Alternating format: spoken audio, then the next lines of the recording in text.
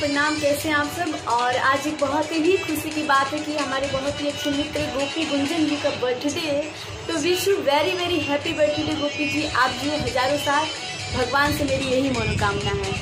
Hello नमस्कार, और हम बनी सिंह और रोशन लाल यादव। और आज बताते हुए बहुत खुशी होता है कि हमारे बड़े भाई और राइटर गोपी गुंजन जी का बर्थडे है, जन्मदिन है।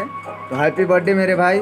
आप ऐसे ही गर्दा उड़ाते रहिए इंडस्ट्री में, खूब अच्छा गाना लिखिए। और माता रानी से मैं कहूँगा कि भाई को खूब इतना शक्ति दे कि भाई बहुत आगे जाए और इंडस्ट्री में अपना नाम कमाए। लव यू मेरा भाई, हर हर महादेव। नमस्कार, प्रणाम। हम आप सबके छोट भाई गायक युवराज सिंह ये बतावल चाहता नहीं कि आज हमारे भाई गोपी गुंजन जी के जन्मदिन है। तो आप सब भी ढेर सारा प्यार आशीर्वाद दी जाए उनके। और भाई हमारे ऐसे ही हंसत रहस, खेलत रहस, अच्छा गाना लिखस। जय हिंद, जय भोजपुरी, लव यू। प्रणाम, नमस्कार। हम गायक अनमोल रतन यादव। आज बहुत खुशी के बात बा, राव से बता दी कि आज हमारे दिल के करीब रहे वाले भाई जिकर नाम बाटे गोपी गुंजन जी, उनका जन्मदिन बा। तो उनका के ढेर सारा प्यार दुलार आशीर्वाद दी जा।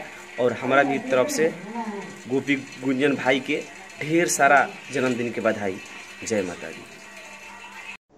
हैप्पी बर्थडे मेरे भाई गीतकार गोपी गुंजन जी। खुदा आपको तरक्की पे तरक्की दे, आप ऐसे ही आगे बढ़ते जाइए और भोजपुरी इंडस्ट्री को आगे लेकर जाइए। लव यू मेरे भाई, हैप्पी बर्थडे। नमस्कार, प्रणाम, हर हर महादेव। समस्त भोजपुरिया जहान के हमारे प्रणाम।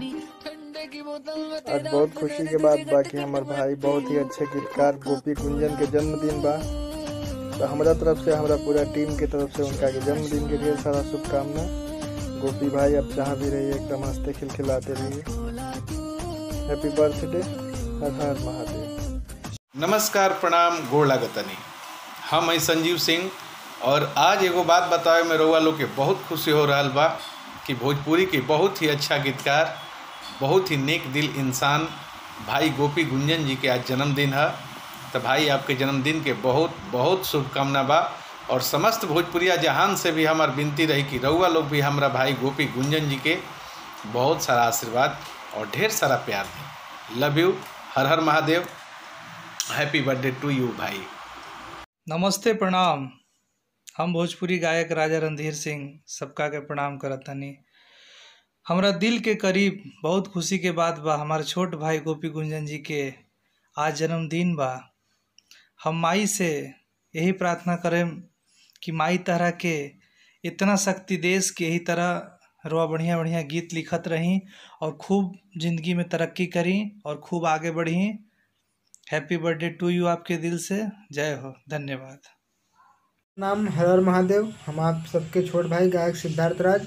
बहुत ही खुशी के बात बा कि आज हमारे बड़े भैया डायरेक्टर शीतल दीवाना जी के बहुत ही अच्छे मित्र राइटर गोपी गुंजन जी का जन्मदिन है। हमारे तरफ से भैया को हैप्पी बर्थडे। भैया आप जिए हजारों साल, ऐसे ही आप खूब तरक्की करते रहिए, खूब अच्छा गाना लिखिए। हर हर महादेव।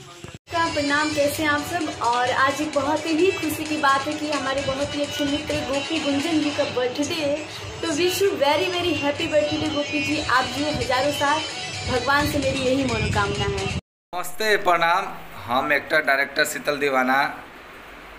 आज बता के बहुत खुशी होता कि आज सुपरस्टार राइटर हमारे भाई गोपी गुंजन के जन्मदिन बा।